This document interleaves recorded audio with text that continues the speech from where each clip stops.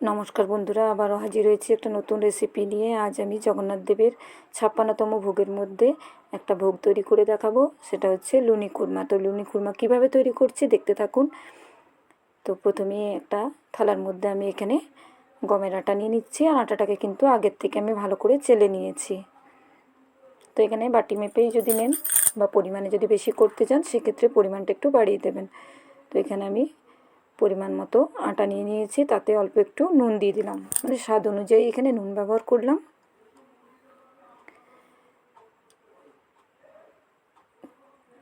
এবার এখানে আমি 1 চামচের মতো জোয়ান নিয়ে নিচ্ছি।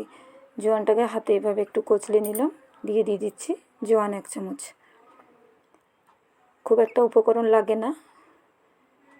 আর এখানে যেটা আমি দেব 1 চামচের মতো এখানে ঘি দিয়ে দিলাম।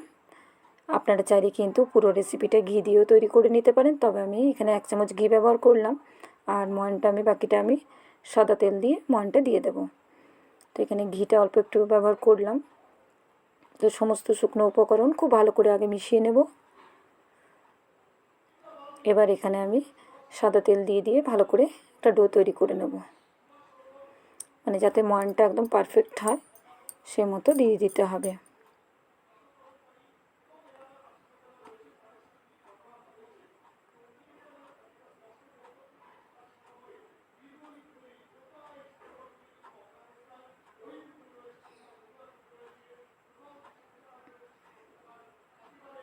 তো দেখুন খুব সুন্দরভাবে আমি কিন্তু এই যে মুঠির মধ্যে নেওয়া যাচ্ছে, মানে এরকম ময়ান আমাকে দিতে হবে।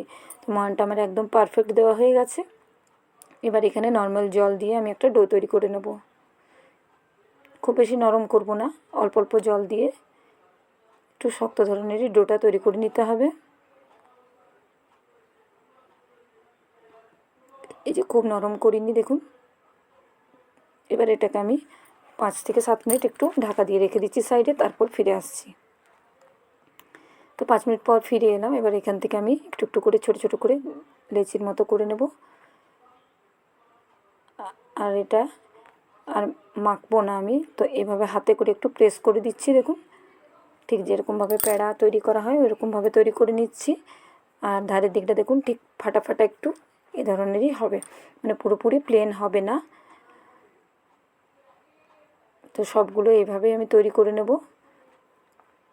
আর দেখুন সবগুলো একই মাপেরও হচ্ছে না, ব্যাকাটাটা একটু হবে।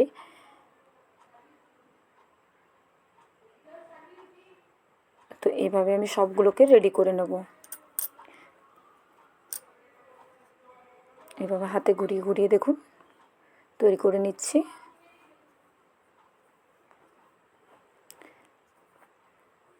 তো এইভাবে কয়েকটা বানিয়ে দিয়ে দেখালাম আপনাদেরকে, বাকিগুলো তৈরি করে নিয়ে চলে এসেছি। এবার এগুলোকে আমি তেলে ভেজে দেখাবো। তো কড়াই বসিয়ে দিয়েছি, কড়াই গরম হতে দিয়ে দিয়েছি। এই লুনি খুরমাটা আপনারা চাইলে পুরোটা কিন্তু ঘি দিয়েও তৈরি করে নিতে পারেন, তবে আমি সাদা তেল দিয়ে তৈরি করে নিয়ে দেখাচ্ছি। তো তেল দিয়ে দিলাম পরিমাণ মতো। আর তেলটাকে কিন্তু খুব বেশি গরম করব না, একদম হালকা গরম করার পরই আমি কিন্তু দিয়ে দেব, সেটা লক্ষ্য রাখবেন। কিন্তু খুব বেশি গরম আগে করে নেওয়া যাবে না। তো একদম হালকা গরম হয়ে গেছে তেলটা। এবার আমি এই যে খুরমাগুলো রেডি করে রেখেছি সেগুলো একে একে দিয়ে দেব।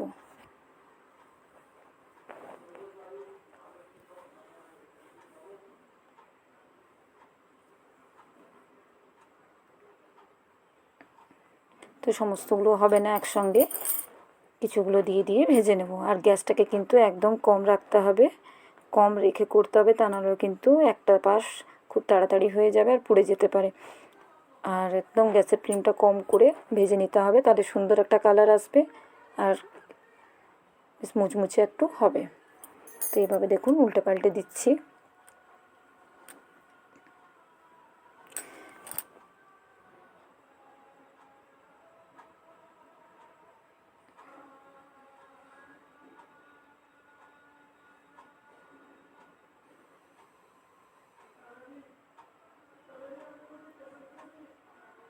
তো এইভাবে দেখুন উল্টে পাল্টে নিলাম, আর খুব সুন্দর করে কিন্তু কালার চলে আসবে।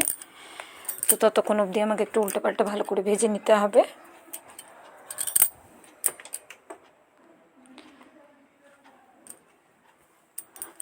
আর একটু টাইম নিয়ে ভাজতে হবে।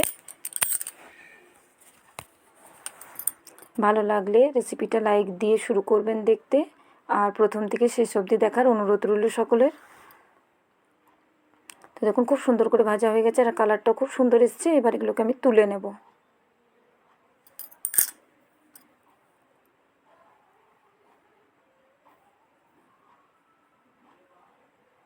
সবগুলো তুলে নিচ্ছি, আর ওই একই তেলের মধ্যেও আমি বাকিগুলোকেও ভেজে নেব।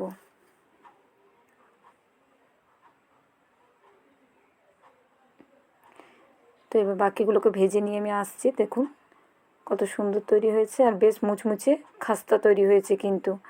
আর এভাবে যদি রথের দিন জগন্নাথ ঠাকুরকে ভোগ হিসাবে এটা কিন্তু নিবেদন করতে পারেন, আর আগের থেকে তৈরি করে রাখতে পারেন। এটা কিন্তু অনেক দিন পর্যন্ত ভালো থাকবে, আর চাইলে আবার সেদিনও তৈরি করে দিতে পারেন। তো দেখুন এটা ঠাকুরের ভোগের জন্য আমি তৈরি করলাম। কেমন হয়েছে অবশ্যই কমেন্ট করে জানাতে ভুলবেন না। আজকের মতো এই পর্যন্ত।